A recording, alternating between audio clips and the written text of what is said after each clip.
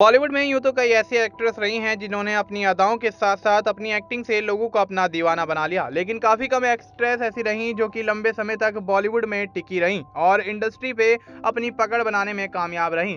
आज हम एक ऐसी एक्ट्रेस के बारे में बात करने वाले हैं जो कि सलमान खान से लेकर शाहरुख खान के साथ-साथ कई बड़े सुपरस्टार के साथ बॉलीवुड को कई हिट फ़िल्में दे चुकी हैं। सालों तक इंडस्ट्रियल लाइमलाइट से दूर रही ये हसीना जब 24 साल बाद भारत लौटी तो महाकुंभ के किन्नर अखाड़े की महामंडलेश्वर बनाई गईं।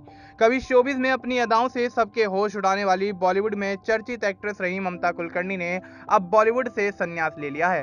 1992 में फिल्म तिरंगा से उन्होंने अपना बॉलीवुड डेब्यू किया था। वक्त हमारा है, क्रांतिवीर, करण अर्जुन, सबसे बड़ा खिलाड़ी, बाजी जैसी सुपरहिट फिल्में देने के बाद उन्होंने इंडस्ट्री से किनारा कर लिया था।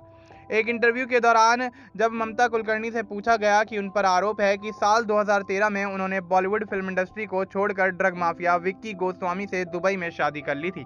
हालांकि ममता कुलकर्णी इन आरोपों को गलत बताती नजर आईं और ये कहा कि उनका इन सब से कोई लेना देना नहीं है। साथ ही ममता ने डंके की चोट पर दावा किया कि उनका ड्रग्स मामले में कोई हाथ था ही नहीं, उन्हें फंसाया गया था। साथ ही उन्होंने ये भी बताया कि उनका माफिया दाऊद इब्राहिम से कोई रिश्ता नहीं था। ड्रग्स मामले में नाम आने के बाद ममता कुलकर्णी ने बॉलीवुड से ही नहीं बल्कि भारत से भी किनारा कर लिया और वो भारत छोड़कर विदेश जा बसी। जब उनसे एक इंटरव्यू के दौरान पूछा गया कि बॉलीवुड से अचानक गायब होने की वजह क्या थी, इस पर उन्होंने बताया कि उस वक्त वह मेंटल पीस की तलाश में थी। ममता कुलकर्णी ने कहा कि मुझे ऐसा लगा कि बॉलीवुड इंडस्ट्री पूरी तरह से मेरे लिए भ्रम बन गया है, जैसे एक मायाजाल हो।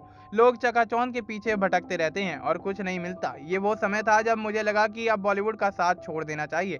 40 से ज़्यादा हिट फिल्में दे चुकी ममता कुलकर्णी ने 2000 में भारत छोड़कर विदेश में शिफ्ट होने का फैसला कर लिया था और उसके बाद वो अचानक ही बॉलीवुड के साथ-साथ भारत से भी गायब होती नजर आई थी और देखा गया कि किस तरह से उन्होंने अपने एक्टिंग कैरियर को पीक पर होने के बावजूद बॉलीवुड से किनारा किया और फिर जब महाकुंभ का समय आया तो उस दौरान वो किन्नर अखाड़े की महामंडलेश्वर बनाई गई, जिसके बाद उनसे जुड़े कई विवाद निकलकर सामने आते नजर आए। तो ममता कुलकर्णी के बारे में आपका क्या कुछ कहना है, आप हमें कमेंट बॉक्स में जरूर बताएं। बाकी इस तरह की और अपडेट्स के लिए आप बने रहें नेक्स्ट 9 लाइव के साथ।